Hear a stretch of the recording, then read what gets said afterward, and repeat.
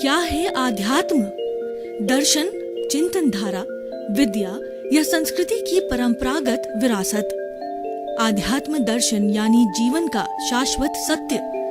मानव जीवन से जुड़े शाश्वत सत्यों को जानिए और समझिए उपासक डॉक्टर सोहन राज तातेड़ से हमारे खास कार्यक्रम आत्मविज्ञान में। आत्मविज्ञान यानी सही दृष्टि, सही सोच। भाई और बहनों, मातृशक्ति को नमन।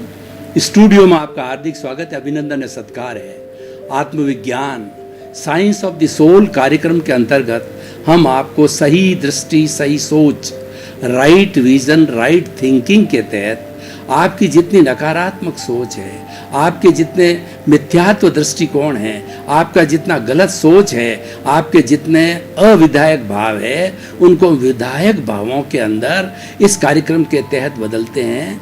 और इस कार्यक्रम में न कोई तंत्र है, न कोई मंत्र है, न कोई विद्या है, न कोई जादू है, न टोना है। हमारा एक ही सिद्धांत है कि इंसान को अच्छा इंसान बनाना, कैसे बनाना कि आत्मा को केंद्र में रख करके और उसके नकारात्मक भावों को सकारात्मक भावों में बदलना। ये सारा कार्य हम अलग अलग विषयों के माध्यम से हर दिन नए नए एपिसोड्स के माध्यम से करते हैं। तो आज का हमारा बहुत सुंदर विषय है सनातन सत्य। इसको कहा जाता है सार्वभौम सत्य, यूनिवर्सल ट्रुथ। और यूनिवर्सल ट्रुथ वह होता है कि जो भूत भविष्य वर्तमान के अंदर कभी नहीं बदलता, जो इटर्नल है, शाश्वत है। और ये सनातन सत्य है, हमारा कुदरती रचना और कुदरत के कानून से जुड़ा हुआ है। ये ब्रह्मांड है, ये शाश्वत है। ये भूत में था, भविष्य में रहेगा और वर्तमान में है। और ये जो है इसमें रूपांतरण होता है, ये बदलता रहता है, लेकिन ये स्थायी है। तो सनातन सत्य क्या है? उस सनातन सत्य को हम एक बार अगर जान लेते हैं तो हमारा दृष्टिकोण सही हो जाता है, हमारा सोचने का नजरिया सही हो जाता है। तो सनातन सत्य के कुछ मैं आपको विशिष्ट गुण, कुछ मैं आपको जो है टिप्स और कुछ आवश्यक बातें बताना चाहता हूं जो कि सनातन सत्य से जुड़ी हुई है। पहला सनातन सत्य का सूत्र है, हर संयोग के साथ में वियोग जुड़ा हुआ रहता है। जिस समय में कोई भी प्राणी जन्म लेता है, उसी क्षण से उसकी मृत्यु के क्षण प्रारंभ हो जाते हैं। मृत्यु निश्चित है, जो जन्मा है वो अवश्य ही मरेगा। जो आज हमारे संपर्क के अंदर है वह अवश्य ही किसी दिन हमारे से अलग होगा, क्योंकि ये सनातन सत्य है और ये कुदरत का कानून है, इसको कोई बदल नहीं सकता है।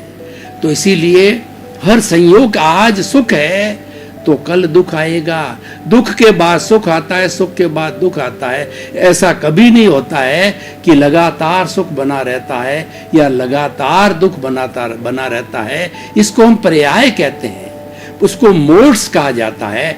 मोड्स के अंदर क्या होता है कि भगवान महावीर ने जो है किसी भी वस्तु की, चाहे जड़ हो चाहे चेतन हो, उसकी परिभाषा दी है कि उत्पाद वे द्रव्यात्मक सत।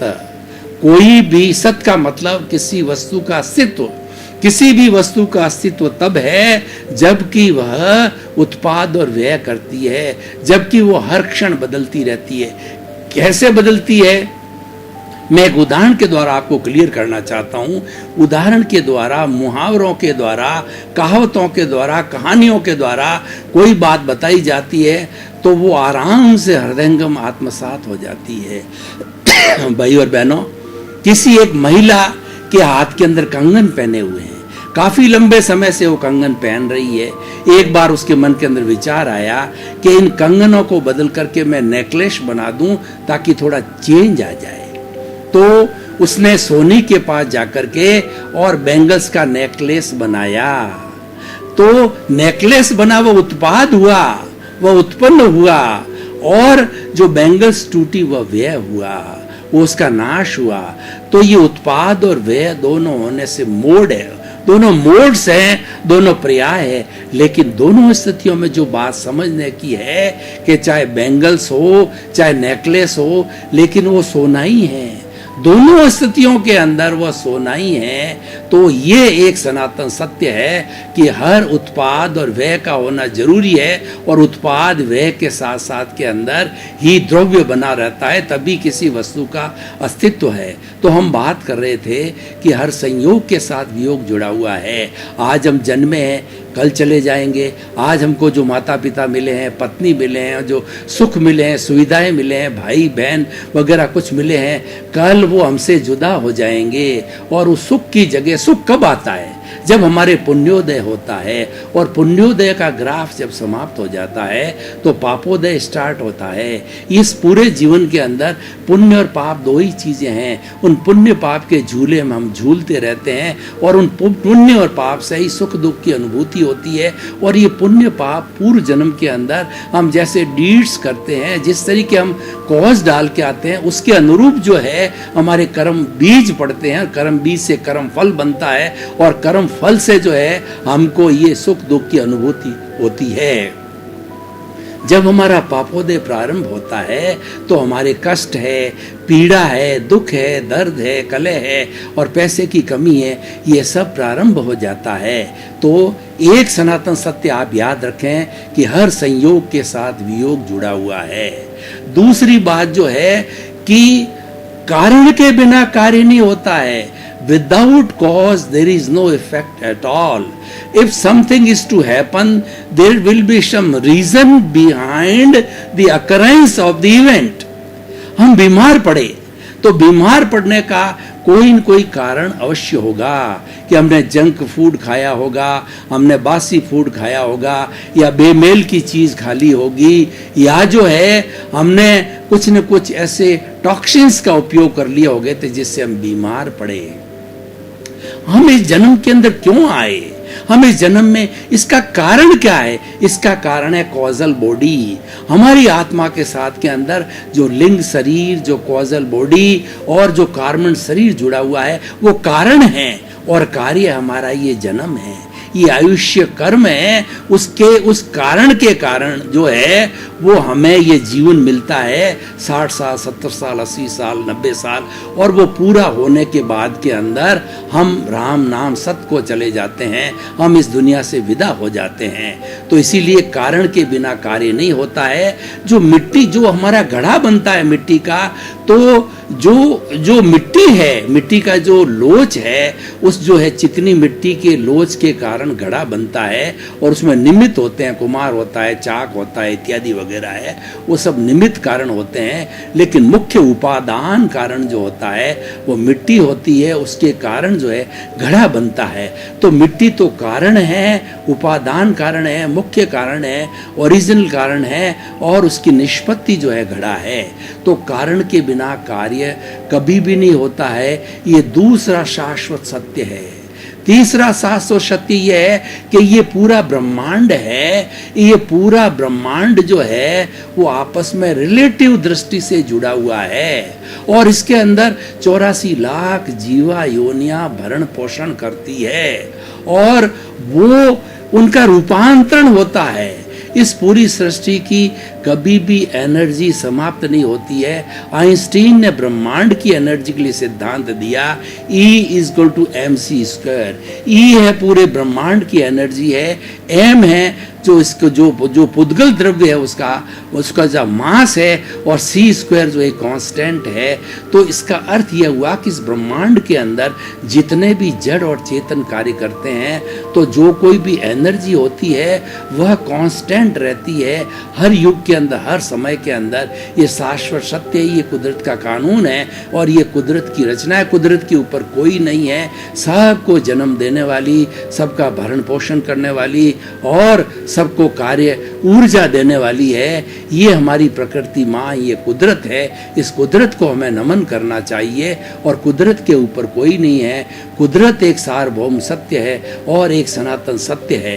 तो हम बात कर रहे थे कि हमारे इस जो पूरे ब्रह्मांड की जो एनर्जी है उसमें मात्र रूपांतरण होता है, ठोस द्रव्य में बदल जाता है, द्रव्य गैस में बदल जाती है, गैस वाइब्रेशंस के अंदर बदल जाती है। मैं जो कुछ बोल रहा हूँ, एक एक शब्द इस ब्रह्मांड के अंदर हर क्षण मौजूद रहता है और उसका जो है उन वाइब्रेशंस का कन्वर्शन इलेक्ट्रोमैग्नेटिक वेव्स बन करके वो आपके पास टीवी के माध्यम से, रेडियो के माध्यम से, इंटरनेट के माध्यम से आप तक पहुंचती है। कम्युनिकेशन के जितने भी साधन हैं सब वो वाइब्रेशंस कन्वर्शन के साधन है। और जो लोग फिजिक्स को जिन्होंने पढ़ा है वो जानते हैं कि वेवलेंथ, फ्रीक्वेंसी और जो sinusoidal waves cos theta sine theta, यानी पूरा ब्रह्मांड एक रिलेटिव रूप में, एक परिंदा भी जब पर मारता है तो पूरा ब्रह्मांड प्रभावित होता है। हमको हालांकि पता नहीं चलता क्योंकि ब्रह्मांड बहुत बड़ा है, लेकिन उसका प्रभाव निश्चित रूप से आता है। तो ये सनातन सत्य है कि कुदरत रिलेटिव है, ब्रह्मांड रिलेटिव है। तो हमें कभी भी अपने आप को एब्सोल्यूट नहीं मानना चाहिए, निरपेक्ष नहीं मानना चाहिए कि मैं तो सब कुछ कर सकता हूँ, मेरे को दुनिया की किसी भी चीज़ की ज़रूरत नहीं है, मैं अपने आप अपना निर्वाह कर सकता हूँ। ये गलत है, क्योंकि मनुष्य एक सामाजिक प्राणी है और समाज तब बनता है जब व्यक्तियों के समूह को समाज कहा जाता है, जिसके अंदर एक परिवार उसकी इकाई होती है। परिवार के अंदर माता होते हैं, पिता होते हैं और जो बेटा होता है, पति होता है, पत्नी होती है, सबका समूह बनकर के परिवार बनता है। उसके अंदर कोई ये व्यक्ति ये सोचता है कि मेरा किसी से कोई लेना देना नहीं है, मैं तो स्वयं अपना काम कर सकता हूँ, ये उसकी सोच गलत है, ये उसकी निरपेक्ष सोच है, ये उसका मिथ्यात्व है और वह जो है वह कभी न कभी धोखा खाता है। इसलिए हमेशा हमें अपने आप को रिलेटिव मानना चाहिए, थ्योरी ऑफ रिलेटिविटी को मानना चाहिए। एक सब सापेक्ष है, किसी का परस्परोपग्रो जीवानाम की उत्पत्ति इससे हुई है कि हमको परस्पर एक दूसरे का सहयोग करना चाहिए। मैं आपको उदाहरण देना चाहता हूँ कि आप जो कपड़ा पहनते हैं, ये कपड़ा कहाँ से आया? क्या इस कपड़े को आपने बनाया? इस कपड़े को पैदा करने के लिए सबसे पहले कपास पैदा की गई, कपास पैदा करने के बाद उसकी धुनाई की गई है, फिर उसके पास में उसको काट करके और उसका रेशा बनाया गया है और फिर रीड पीक करके जो है वो चाहे हैंडलूम हो, चाहे जो बड़ी जो है वो मशीनें हो, उनकी रीड और पीक की माध्यम से वो कपड़ा हमारे सामने आया और हम उस कपड़े को पहनते हैं। तो कितने लोगों के सहयोग से कपड़ा हमारे पास में आया। और आप जानते हो जो आप फूड ग्रेन्स खाते हैं, जो आप सब्जियां खाते हैं, फ्रूट्स खाते हैं, वो कितने लोगों के सहयोग के बाद में आप उसको परचेज करके लाते हैं। आप ये खाली आपने परचेज कर लिया तो ये जो है आपका मात्र कर्तापन है, ये आपका मिथ्यात्व है और ये कर्तापन ही कर्म बंधन का कारण है। तो हम तीसरा एक शास्त्र सत्य ये लेते हैं कि कर्तापन से कर्म का बंधन होता है। कोई वस्तु अपने आप में बंधन नहीं है, कोई भी जो है वह धन दौलत बंधन नहीं है, पर उसके प्रति आसक्ति, उसके प्रति मैं और मेरा का भाव, मेरा घर, मेरा परिवार, मेरा धन, मेरा दौलत, मेरे भाई, मेरे बहन और मेरा बैंक बैलेंस, मेरी फैक्ट्री है, ये जो आसक्ति है, जो मेरापन है और ये मैंने किया, मैंने बच्चों को पढ़ाया, मैं इंजीनियर बना, मैं चार्टर्ड अकाउंटेंट बना, मैं वकील बना, मैं इतना बड़ा लेखक बना और मैं बड़ा इतना ऑरेटर बना, ये सारी जो हमारी भावना मैं और मेरे से जुड़ी हुई है, यही संसार में भटकाने वाली है। और यही कर्तापन, ये जो है डूअरशिप और ऑनरशिप है, तो वो जो है हमारे कर्म बंधन का एक कारण है। तो यह भी एक सनातन सत्य है। तो भाइयों और बहनों, हम आपको बताना चाहते हैं ऐसे सनातन सत्य बहुत है। उन सनातन सत्य की जानकारी करने से हमको प्राप्ति क्या होगी? सनातन सत्य की हम जानकारी करते हैं तो कुदरत क्या है, कुदरत की रचना क्या है और कुदरत का कानून क्या है, उसकी गहराई में मैं नहीं जाना चाहता हूँ। इन सब चीज़ों का हमें विवेचन होता है और उन सब के विवेचन के बाद में सनातन सत्य, यूनिवर्सल ट्रुथ, सार्वभौम सत्य जो है, इटर्नल ट्रुथ हमको मिलता है। उससे हमको प्राप्ति क्या होती है? उसको हम सनातन सुख की प्राप्ति होती है, जिसको ब्लिस कहते हैं। और ये ब्लिस कोई बाहर की वस्तु नहीं है, ये ब्लिस है भीतर की वस्तु है। और ये ब्लिस आती है हमारे परम प्रभु परमात्मा ईश्वर भगवान जो हमारा आत्म स्वरूप है, उसके साथ से जुड़ी हुई है। हमारी जो आत्मा है वो ज्ञाता है, वो दृष्टा है, वो जानने वाला है, वो देखने वाला है, वो अशरीरी है, वो अजन्मा है, वो अनंत ज्ञान वाला है, वो अनंत दर्शन वाला है, वो अनंत शक्ति वाला है और वो अनंत सुख का धाम। ये सुख का धाम है, ये ब्लिस है, ये ब्लिस वह चीज है कि ऐसा शाश्वत सुख है कि उसके बाद कभी दुख नहीं आता है। लेकिन हमारे जीवन में क्या होता है कि हम सुख और दुख के पलड़े के अंदर झूलते रहते हैं। कभी सुख आया, फिर थोड़े समय के बाद में दुख आ जाता है।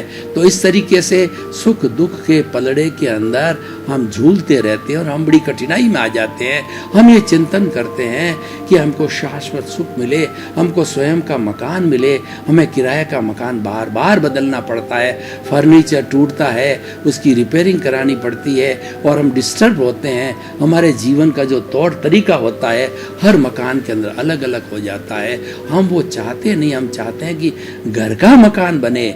घर का मकान एक स्थायित्व देता है, घर का मकान हमारी आत्मा है। ये जो शरीर है, ये देखिए कि सनातन सत्य क्या है कि ये शरीर है, ये पूर्व जन्म के कर्मों के भुगतान के लिए मिला है और जो ही भुगतान पूरा हो गया, यानी हमारा आयुष्य कर्म पूरा होने के बाद के अंदर ये शरीर चला जाता है, क्योंकि ये जड़ है, ये अलग है, मैं अलग हूँ, मैं तो शुद्ध आत्मा हूँ।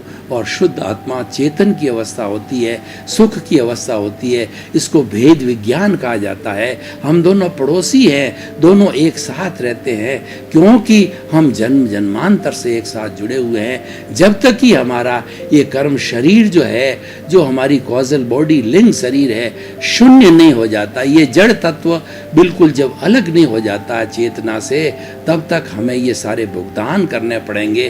क्योंकि इस भुगतान का जो अर्निंग किया गया, वो सृजन हमने किया गया है।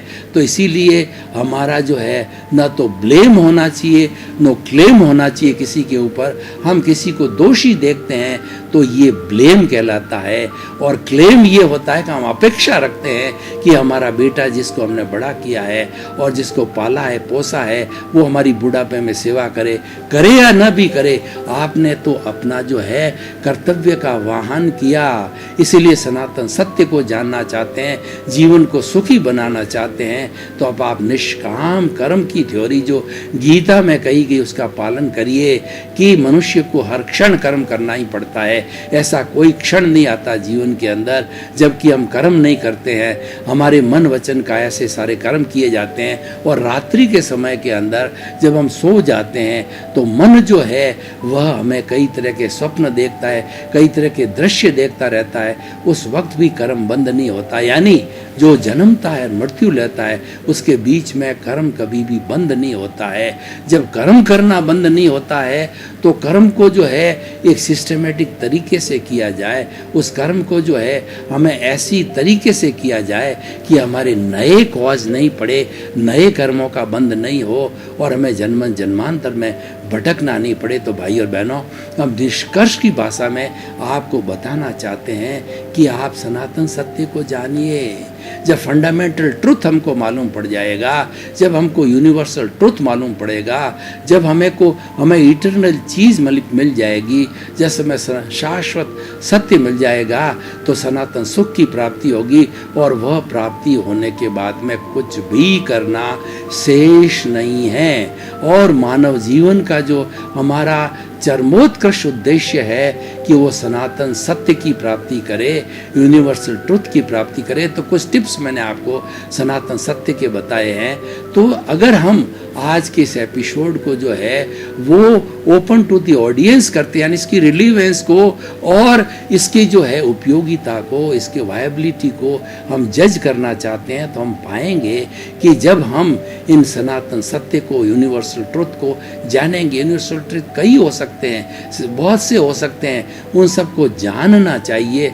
जानने के बाद ही हम एक निष्कर्ष पर पहुंचते हैं और हमारे जो नकारात्मक भाव है वो सकारात्मक भावों के अंदर बदल जाते हैं, और सकारात्मक भावों में बदलने के बाद जो है हम सुखी हो जाते हैं।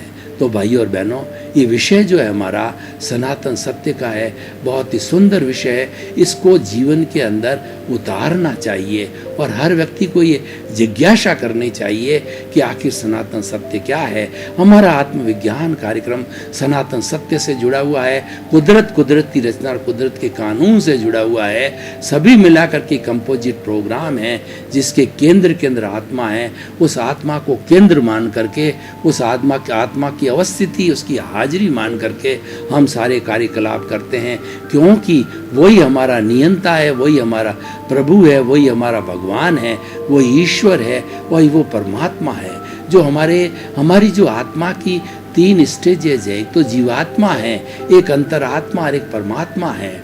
जीवात्मा व्यक्ति होता है, वो स्वार्थ की भावना से प्रेरित होता है, वो स्वार्थ की भावना होती है। और जो व्यक्ति अंतरात्मा बन जाता है, किसी ज्ञानी पुरुष के संपर्क में आकर के, किसी सद्गुरु के संपर्क में आकर के, और वह जो है वो प्राप्त कर लेता है सद्ज्ञान को, तो सद्ज्ञान को प्राप्त करने के बाद जो है वो जो जीवात्मा से अंतरात्मा बन जाता है, और वो अंतरात्मा होने के बाद के अंदर और उस जो है ज्ञान को प्राप्त करने के बाद में वो हमेशा कोशिश करता है कि मुझे सनातन सत्य की प्राप्ति हो। तो भाई और बहनों, हम आपको निष्कर्ष के अंदर ये कहना चाहते हैं कि आप अपनी सोच को विकसित कीजिए। और सोच कब विकसित हो जाएगी कि जब हमारी इमोशंस है, जो हमारा इमोशनल कोशेंट है, जब हमारा भावात्मक जो विषय है, क्रोध, अहंकार, माया, लोभ है, जब वो उपशमन होगा, जब वो डाइल्यूट होगा, तब हम शांति को प्राप्त होंगे। और शांति को प्राप्त होने के बाद के अंदर ही हमें जो है सुख की प्राप्ति हो जाएगी। और शांति प्राप्त होने के बाद ही हम निष्पक्ष रूप से निष्काम कर्म की थ्योरी से जो है हम चिंतन कर सकेंगे। तो भाई और बहनों, आइए इस आत्मविज्ञान कार्यक्रम के अंदर जुड़ कर के हम अपने नकारात्मक सोच को सकारात्मक सोच में बदलें। और सकारात्मक सोच में बदलने के बाद के अंदर व्यक्ति अच्छा इंसान बन जाता है। उसको कहा जाता है कि सुधरे व्यक्ति समाज व्यक्ति से राष्ट्र स्वयं सुधरेगा।